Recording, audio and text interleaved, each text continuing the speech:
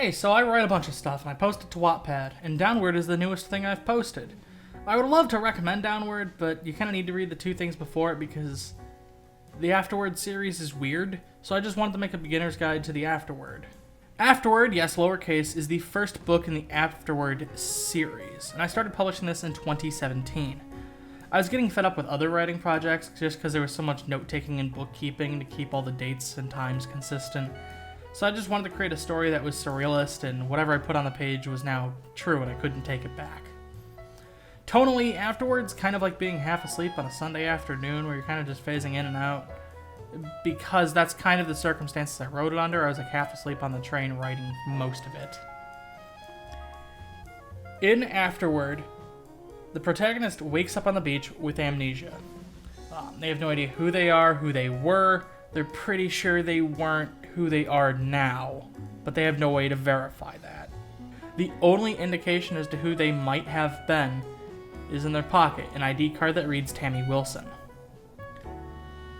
She tries to find help, but just ends up getting more confused and has more questions than answers, because everybody in the Afterward, except for her, seems keenly aware of the fact that they are in a book. And it's not even just like they know they're in a book, they're also aware of their font choice, their word choice. Whether they're centered on the screen, right justified, left justified, whether they're writing in an entirely different format. They're aware of how many words and lines it's been since certain things have happened. And it freaks her out. Eventually, Tammy finds some friends in a clothing shop and they try to help her get back on her feet. Eventually, they point Tammy in the direction of Memmy, who's been around for a very, very long time. And she begins to unravel the fact that Tammy has not always been Tammy. There's a second life, there's a past life sort of situation going on in this girl's head. And they can't really make sense of it because it's been so long. On top of all this, there's this problem within the Afterward called the Nexus that's been claiming the Afterward and claiming lives. Their solution has always been to just build new Afterwards directly on top and just run a train to get everyone up to the newest one. They've been doing that for so long. There's dozens of them stacked up. This is not good. Ultimately, Tammy's quest to figure out her past leads her to a man by the name of Linus Linoleum. He runs the Afterward. He's run it for maybe a little too long, and he was the first person to theorize that they were all just words on a page. Afterward's a lot of things. There's some comedy, there's some cosmic horror, there's kind of a bitter recounting of a man's life in Tammy's flashbacks. There's a 5,000 word choose your own adventure. I'm not going to do that one again. That sucked. Afterward's kind of, in a way, a really good sampler platter of Afterward as a series. There's a little bit of adventure, a little bit of action, a little bit of strange, of weird. Oh, actually a whole lot of it, never mind. If you just want to read something weird or you want to get more engrossed into the world of the Afterward, give this one a read. It's one of the links in the description. I'll label them. I finished Afterward in 2018. I told myself this is a perfect ending. I've wrapped up everything nicely. There's really no way I can expand upon this. Draftware. That said, Draftware isn't really a direct sequel. It takes place 20 years after Afterward. Linus passed away, Memmy's been in charge pretty much this entire time. And a new amnesiac wakes up on the beach. This very tall black Brit by the name of Susie Emerson. She tries to get help as to figure out what her past is and regain her memory, but there's nothing to regain.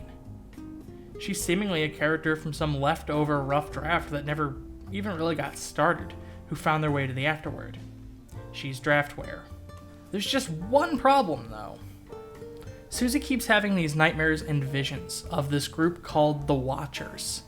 This is an organization of people who are unhappy with the fact that they were nowhere to be seen in the original Afterward. By spending time in the Afterward, you end up developing an awareness that you are just words on a page, and you can bend those to suit your needs. This is a skill one can develop. It's called metamancy, the same way necromancy is bringing the dead back to life. This is bringing the words to life. And this group is going to use and sharpen their metamancy powers to completely rewrite the original Afterward, make themselves the protagonists, and then they'll be in control. They've already started doing this to the Afterward. Some of the characters from Afterward that make an appearance in Draftware are completely different, and there's seemingly no reason why. Susie Emerson finds help in the retconologists, who are studying these changes to the canon, And she kind of unearths a major conspiracy that's been held within the afterword for so long. And now they're all rushing to get it solved before time runs out. Draftware is weird because there are 2 endings. And you have to go digging for the other ending. See, the Watchers leave a paper trail. Susie's head is full of hexadecimals and weird cryptic clues that if you solve them lead to URLs that contain hidden chapters. And those hidden chapters contain clues that when solved lead to an alternate ending where the Watchers aren't just defeated, but reformed. If you want to go through the effort to find this hidden ending, I think it's a very neat way to change how you read things. I don't know whether that means it's good or not. Draftware is still weird, but it's more action, adventure, conspiracy, story-driven than just, oh, here's some weird things. This is definitely a lot more plot. Skim Afterward if you're more interested in Draftware.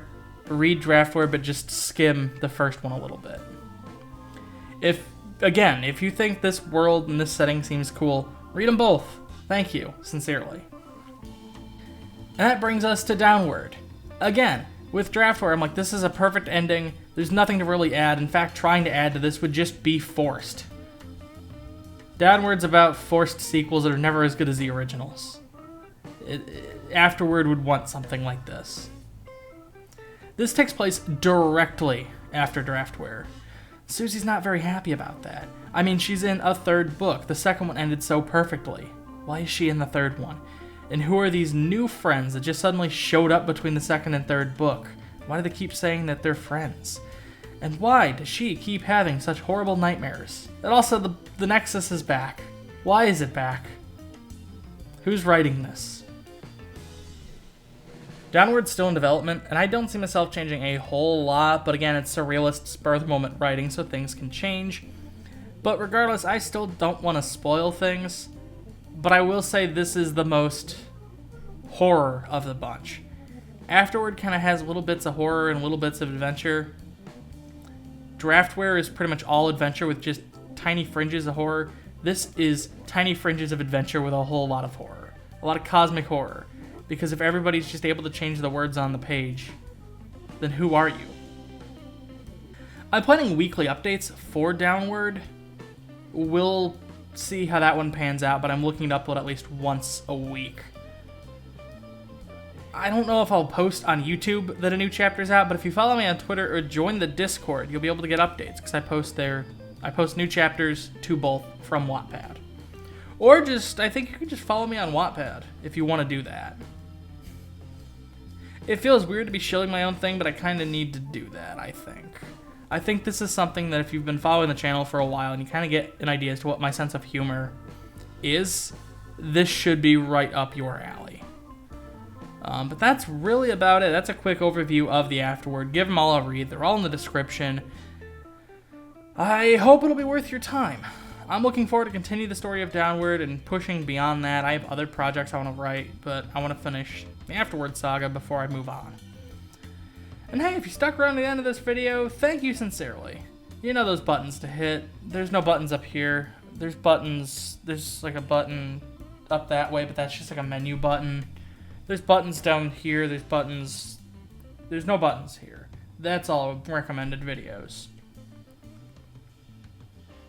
Apologies on this not being a gaming-centric video. I was at a memorial all Saturday, and I was having to prepare for that memorial Friday and Thursday, and I came back up to Lincoln Park Sunday. It was for my father. Thank you, Dad. Rest in peace.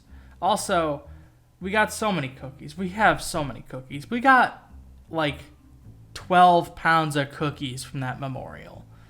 Because we're just like, bring a dessert and we'll have them after the memorial. So everybody just brought cookies. We have so many. Also, I got to see a lot of dogs because a lot of my dad's canine friends were there. They were good pups. Support Mark 9, a cause close to my dad's heart. Put some dogs on the screen in the end slate. Play me out.